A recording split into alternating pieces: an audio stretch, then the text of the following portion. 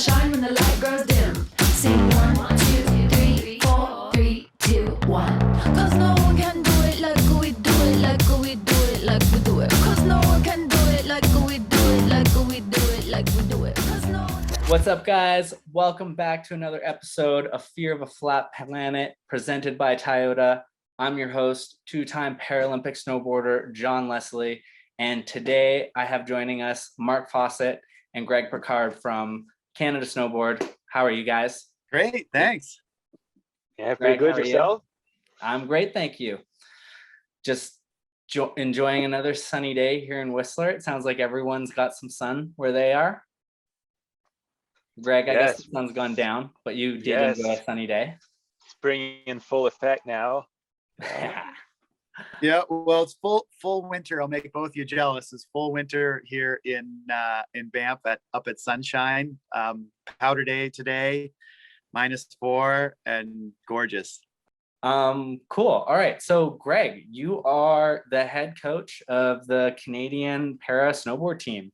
You're also the owner of the club Elite Snowboarding based out of Bromont, Quebec.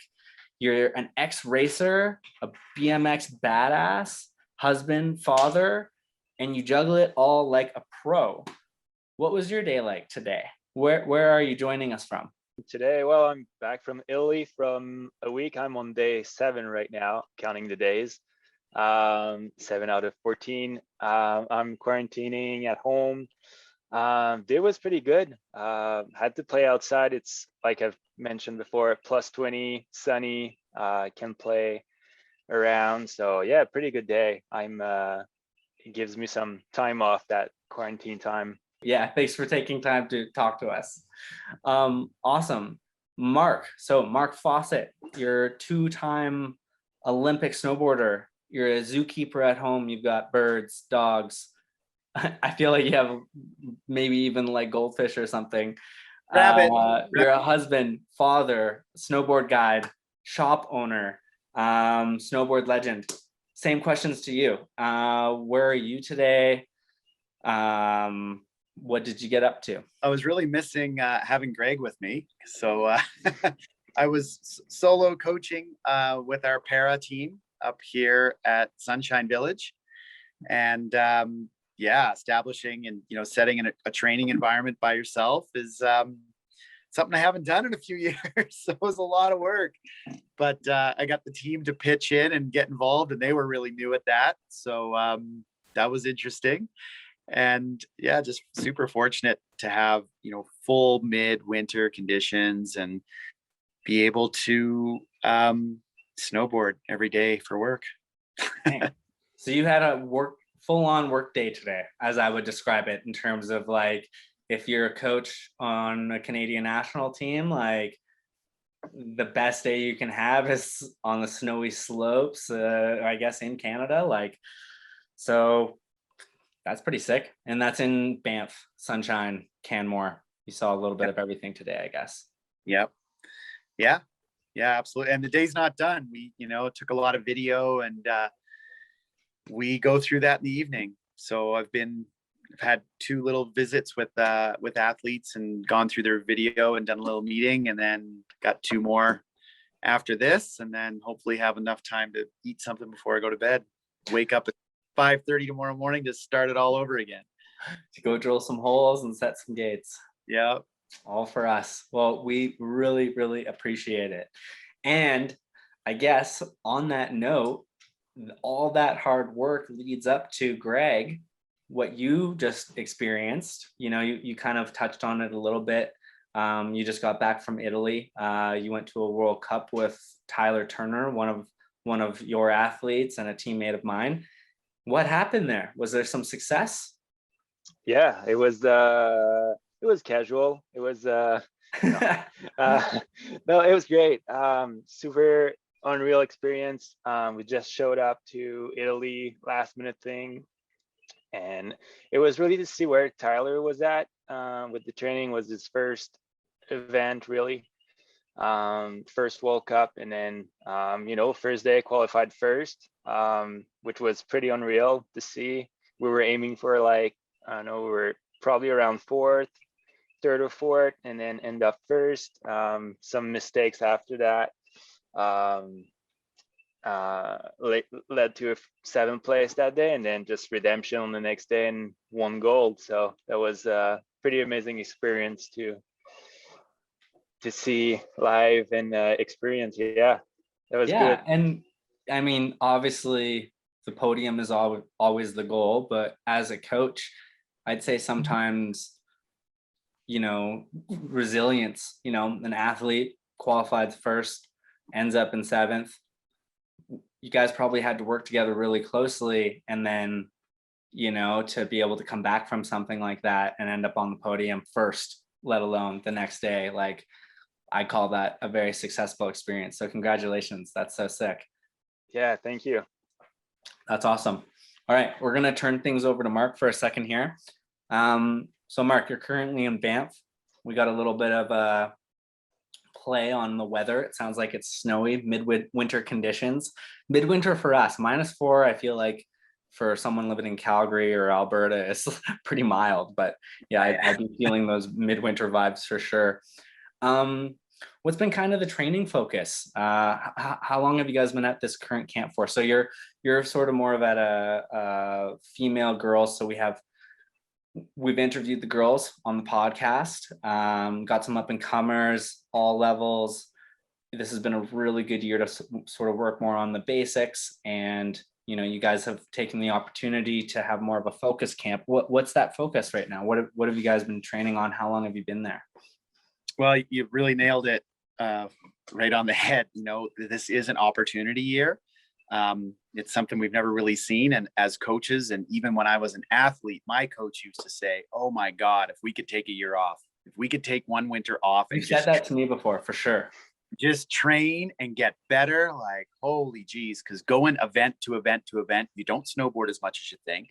You don't get to like take risks and learn new and develop new skills. It's just sort of polishing what you have all winter long. And then if you have a really short amount of time to get better. So this winter has been an incredible opportunity, and we've watched our whole gals team really step it up in all facets of their snowboarding. Everything from like how comfortable they are at speed to jumping, proximity training, you know, how it used to be in Para, we didn't even race head to head. And now we race 4 across, you know, full 4 across at a time. So that proximity comfort is really important. Right now we're working, I took this camp to move back a little bit more into those foundations, like you said. And we did a couple of days of like pure carving skills, full Euro carving, and the conditions were great for it.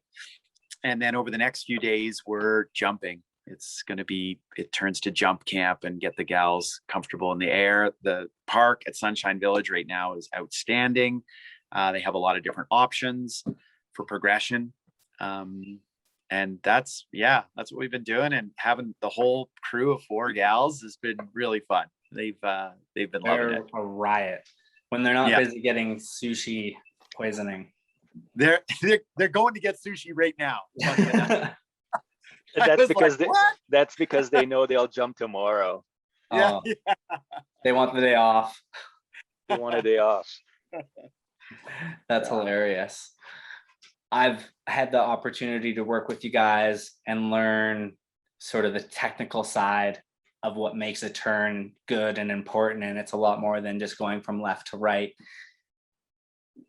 When you set up a course, you know, the whole point is to generate speed down the course. Like, how do you adapt that to the athletes? Do you change the gate set mark, you know, today? Like, does it go by how far the gates are set down? Is it more of a speech like the top? Is it the degree of the slope? Like, you know, what plays into being able to hone in on these features? What do you use in your toolbox on the hill? I would say, if I take this way back in history, one of the first world championships at Soda Springs, snowboard world championships, at Soda Springs, circa 84. Tom Sims was the course setter. Yeah. And he went up to this slope. It was all groomed. No one had been on it yet. He went up really early. He pulled out of the start. He rode down, doing nice GSS turns. He came back up and he placed the gates in the apex of every one of his turns. And that was the course. And that sounds funny, but like, it's definitely one of the biggest tools I use is I look at like, where would I want to free ride right now? Where would I want to be? Where would I want to be hammering a turn, knowing that I have enough speed for another one? What's the terrain look like? We were on Tin Can Alley. I've trained there with you before. It's got all sorts of fun terrain and really banky. Up off Strawberry? Up off Wawa. Okay. Oh yeah. Yeah. The one next to Strawberry, I believe. And so, but there's a lot of factors you have to take into consideration. Yesterday, the snow was like hero groomers. Because of that, I knew they could dig an edge in hard, push on it, you could make tight arcs comfortably all day long on the snow that we had yesterday. So the course looked like that. Today we got up there, they had groomed probably late, i.e. like, 5 or 6 in the morning, they groomed it. So the base was soft and it had snowed 12 centimeters on top of that. So it was soft. You're not going to be able to do this. So I had to lengthen and straighten the whole track. And then today was like, all of a sudden it was like, okay, this is a different skill set. Today is like, how long can you make your turns? How soft of a touch can you have? The timing's even arguably more important today. You only get one shot at that start. If you double turn in this stuff, you're going to be moving backwards practically. So, so I definitely adapt to terrain, snow conditions, and then for sure, the clientele that you're working with, and I'll obviously, like when I set courses for the Alpine team on their hard boots. And I mean, like, that's like setting a track for a Formula One car, just because of the equipment more than anything. And then as soon as you switch to soft boots, it's a different set. You can't get quite as much lateral movement back and forth. You lose a little bit of power with the soft boots. Yeah, it's cool too. Like what I took, I mean, a lot of that I understood for sure, but man, the visual side was really cool for me is, the fact that I'm sure both of you take some time that's how you give us feedback. You know what I mean? Is like, you've taken some time to visualize what that should look like, the importance of not being able to double turn based on the conditions of today. I didn't know that much, thought went into, why, when you're standing out there, whether it's taking video or watching us in the moment, giving us feedback on the radios, like that's the stuff you're looking for is, there's a lot of care that goes into that. Like, how should this look when someone rides this slope, and that takes years and years and years of experience to be able to like, hone in on or gather. That's sick. Cool. Greg, I'm going to turn it over to you for a second. So I know this, you make some serious sacrifices for our team and for snowboarding. Thank you. The one I'm thinking of, and sorry, both of you make a lot of sacrifices for our team and for snowboarding. But more specifically, Greg, at the start of this year, you drove your entire family out to Banff in your car, right? Yeah. How is that changed from us getting a Forerunner? Does the Forerunner now meet you in Calgary? Are you able to jump on a cheap flight? Do you get that thing part-time? How does it work? Yeah, no, we drove with the family out west, with the 3 kids and the dog in the car, little trailer. With the situation this year, I think it was a good move to have a good volume, and we didn't had any event plans, so it was a good move to go out west. And we started with that cam and panorama, and then it led to another month in Canmore. So yeah, it was good for like leaving for 2 months. And we didn't had anything here, any attachment or so we just decided to go, and being able to give you guys like 2 months of training in a row. So and pretty much everyone's from the West Coast, so that was good. So you guys could, go back on weekends at home, or just take a week off. So we jumped on the opportunity to travel with the kids and give them that experience and those memories. So yeah, we just jumped on it, and then they kept the car, and yeah, Toyota just gave us we had a Tacoma actually, and Ooh, oh yeah, don't big tell me that. big Tacoma. And yeah, we were able to just run the camp with that, and yeah, amazing. We had a good time. That's sick. Well, we really appreciate it, Greg, that you did that. And I feel like I've said this one too many times this season about like being the general after the war. And I think you're going to really pat yourself on the back for that move. As an athlete, having those training environments so close to home, being able to stay within Canada during such a uncertain time with COVID and pandemic going on. And honestly, feeling like I've progressed so much with my riding, and I've talked to the girls, I've talked to Tyler, everyone's feeling the same. Mark, you touched on it with like, wouldn't it be amazing to get a year off? And like, yeah, centralizing sort of in that Pano Banff zone like really worked out for us. So like kudos, man. That was sick. Awesome. Mark, I've had some time over the last almost 8 years to observe your interest in disabled snowboarding from a third-party view. But maybe before I share how I see it, can you share with us some of your challenges and thrills that come along with working in disabled sport? Or maybe even let's back up for a second. Tell us maybe a bit more of your background. I feel like we kind of jumped the gun here. How about you tell us about your athletic career, how you got into coaching, and then, more in the last 8 years, disabled snowboarding. I can hit you with those questions again once we get up to speed. Yeah, so I first saw snowboarding in an old ski movie, a Dick Barrymore movie, and the character was Ted Shred, and this was like an early '80s movie, and it was essentially a wooden board, might have been a Burton, had water ski bindings on it sideways. Oh. He still was using the rope, on the front, and I saw that, and it looked like the most spectacular, sensational thing I'd ever seen in my life. And I was about 11 years old when I saw it, and on TV. And we were at a ski resort. We were at Sugarloaf in Maine when I saw it on the TV, and I was like, whatever that is, I got to do that. And managed to get my hands on one. Of course, the story, it's the same as everyone else's. Like, you get really addicted to it. Back in the day, if you owned a snowboard, you competed on it. And I was really fortunate to live close enough to New England that, I got in there really at the forefront of snowboard competition. I would have been considered a Grom then, like 17, 18. Are you a Grom when you're like learning a sport for the first time though? Well, there's older, better people calling you a Grom. Like, I was a Grom for a few years. Yeah. And I was like, yeah.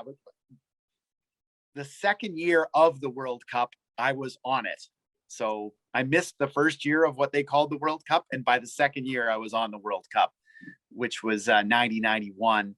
And I was 19, and I got third overall in it. The overall was a big thing. So we raced, we did moguls, definitely did half pipe. I loved that aspect of snowboarding, to do multiple disciplines on one device. I adored that. I still do. Anyway, I had, a 12-year run, mostly racing, a couple Olympics, ranked number one a bunch, won 14 World Cups, got on the World Cup podium about 45 times. So you did 12 years of competitive snowboarding. Yeah. And then then I did a couple of years of guiding and doing a TV, hosting a television show, the snowboard. Yeah. Did you settle in Nelson at that point? Is that when you made settled? Yeah. So yeah. And then I was in Nelson just for a few years guiding when I got the call from Canada Snowboard. And they're like, hey, like, JC says you're the guy, come back and coach. And that would have been around 2004 2005. Okay. Pretty much on the eve of the 2006 games. Didn't have that much time to prepare that crew for 2006. And I told my wife, Torino? Was that Torino? Torino. Yeah. And I Yeah. told my wife, like, I'm just going to help JC out for a year and then I'll go back to doing the TV show and guiding or whatever. But I got kind of addicted to it. We had a really good young crew that I identified like that spring even. And I'm like, Shelly, my wife, I'm like, I think I got to take this through 2010. Yeah. And we did. And, you know, and we had 3 guys going in to the Olympics with a victory each on the World Cup from that year. We were actually undefeated that year in the Olympic discipline.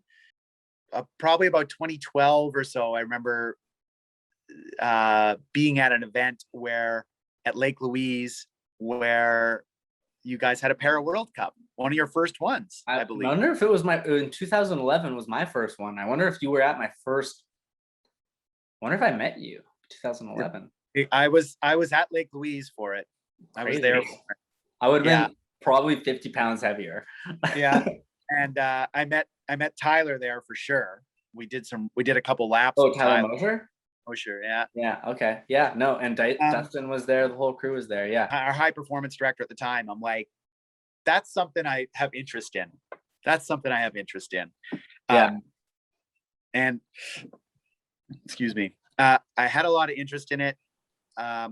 Mainly like it's a puzzle, you know, like it's so individual. And I just looked at it and, you know, even just doing those couple runs with Tyler, I was like, oh yeah, we could do this and we could do that. And I'm a total equipment freak. So I'm like, right away, I'm like, let's dial the equipment in so you can even start getting towards, you know, a new level.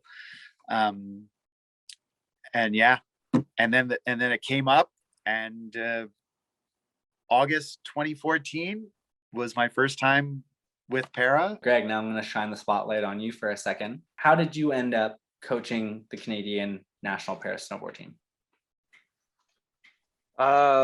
Take us through your career, you know, how you started snowboarding. I started snowboarding here at Shefford, which is now closed in like 2006, but it was the most amazing hill in the area. And yeah, just grew up on the hill. We kind of had the hill for ourselves, like just taking a shovel, build a jump wherever we want. And yeah, and just like going up the hill at 5 a.m. with GT Snow Racer, had the first lap on it. That was my that was like how I started snowboarding for like, that was every weekend for the first 10 years I was snowboarding. And then started to race border cross because it was pretty much what we were doing, just like riding in the glades and dropping cliffs, time in the park. So were you BMX racing at the time too? Yeah, I was already racing for so you knew like about rollers. You had 5 years. rollers down. So I already had that, and riding with 7 others by your side. So riding with 4 only was 3. easy. Yeah, 4 was easy. Half the field was already off. But yeah, it was that's how it started. And then when I end up racing, it just the next year I started coaching in Quebec City, and for like 2 years, and moved back to Bromont and started my own club here. And so yeah, next year will be the 10th year of the club. And yeah, I just saw that job opportunity at Canada Snowboard 3 years ago. I applied. We were kind of in a low with the club where we had a lot of grassroots and stuff, but not much older athletes. So it wouldn't be like a full-time job, and just saw that posting on Canada Snowboard and applied and got the job. And like Mark said, like it's a puzzle, and I love it. It's pretty much what I like the most. Like every day is a different day, and there's not a day that it's the same as the other. So yeah, I love it. Getting close to the end of things here, guys. I'm going to turn it over to Mark for a second. You were talking a little bit, Mark, earlier. You're saying you're a bit of a geek on equipment and you really like to dive in on that stuff. We talked about it more specifically for disabled snowboarding, but you own a snowboard shop and it sounds like you guys are doing a podcast. You want to tell me a little bit about that? What's it called? Where can people find that? What are you guys talking about on the podcast? Yeah, so it's actually a YouTube channel. It's Tribute Board Shop or the Tribute Lounge. And we, at the moment, are just doing equipment reviews, mostly boards, boots, bindings, hard goods in general. And we'll probably start branching out into doing more of like a traditional mini snowboard series of everything from how-to destinations, etc. And it's a fun little side hustle. And for me, really, I'm the host more for the equipment reviews. Yeah. So that's been pretty fun, and we did a couple. Someone wants to find out the latest review on how to ride a Capita Mercury. Yeah, exactly. So we just did we've done like the Burton leaderboard split board.